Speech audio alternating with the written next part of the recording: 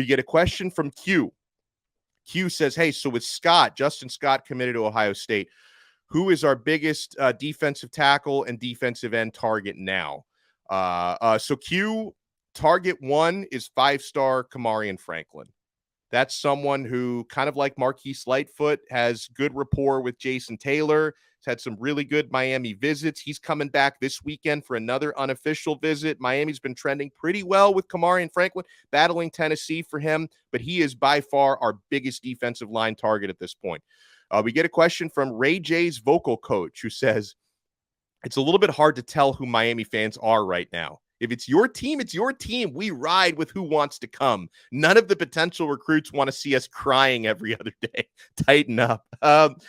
I think there is something to be said there because, high school recruits, they spend a lot of time on social media, right? I know this because when I write tweets about high school recruits, oftentimes I get followed by those players, and I'm happy to be, of course, because, I follow recruiting, so I'm happy that they follow me.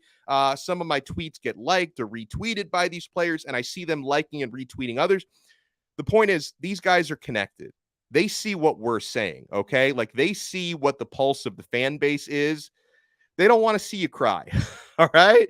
And if you're a Miami fan, you're ride or die. And another thing that people have to remember, I think this is funny, is, Miami misses out on Ja'Cory Barney and Justin Scott. And I see people changing their win-loss predictions for next year. We're another 4-8, 5-7 season coming up. And I'm like, wait, these players have nothing to do with next year. These guys wouldn't even be on campus until 2024. That should have no impact on your win-loss predictions. Let the season play out. Because again, if Miami has a really good season, that's going to help you in recruiting. Now, if Miami has a really bad season, it's going to hurt you. But if you improve on last year, it can only help you in recruiting, okay? We get a question from G, who says, do you think we will still land a top 10 recruiting class? If so, what are the pieces we have to have? Obviously, yeah, Miami's not trending top 10 right now. Of course, number 20, but it's still possible. I believe last year, you probably got to land multiple 5 stars, like you had Okunlola and Mauingoa last year. So you look at players like Kamarion Franklin, who we talked about, Jojo Trader, Zaquan Patterson. You probably got to land 2 of those guys, maybe 3 of those guys to have a top 10 class again. And, obviously you have to fill out with more 4-star players because I think you've got, 4 4-stars and 11 3-stars right now. It's attainable. A top 10 class is absolutely attainable for Miami, even if they're not trending that way right now. If you can win some of these important battles, you can absolutely still get there. And again, it's only July. They've got a long way to go before National Signing Day. Get a question from Cosmo, who says, hey, any of Miami's cornerbacks standing out this summer? The guy that I've heard probably the most praise for, someone who was not around for spring football, he enrolled in the summer, Robert Stafford. Robert Stafford has been getting a lot of praise from people who have been following Miami's offseason program. That's the incoming true freshman out of O'Galley on the Space Coast. I never know if I'm pronouncing that correctly, but he's, from that part of Florida. He's been looking really good.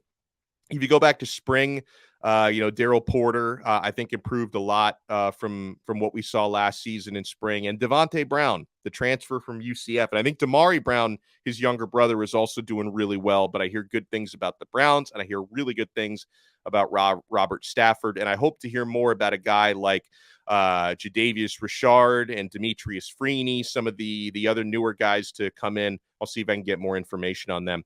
Got a question from Jay Squeeze. Jay Squeeze says, who's going to be the Tank Dell for Shannon Dawson this year at Miami? So Tank Dell, of course, star slot receiver from Houston, had just a record-setting year, phenomenal year with the Houston Cougars under Shannon Dawson's tutelage. I would say, honestly, and his potential will not be fully realized year one, but I think the Tank Dell 2.0 for Dawson is going to be Ray Joseph. I think Ray reminds me a lot of Dell, another smaller frame guy, but top end speed, great twitchiness and quickness. So I think, if Tank Dell is looking over, if Shannon Dawson is looking over his roster and evaluating these guys, you got some good slot receivers, right? Because obviously Xavier Restrepo is a somewhat proven commodity. Brashard Smith, it can be a weapon. But I think he looks at a guy like Nathaniel Ray Joseph, and he's like, yes, that is the chosen one. That is my next Tank Dell.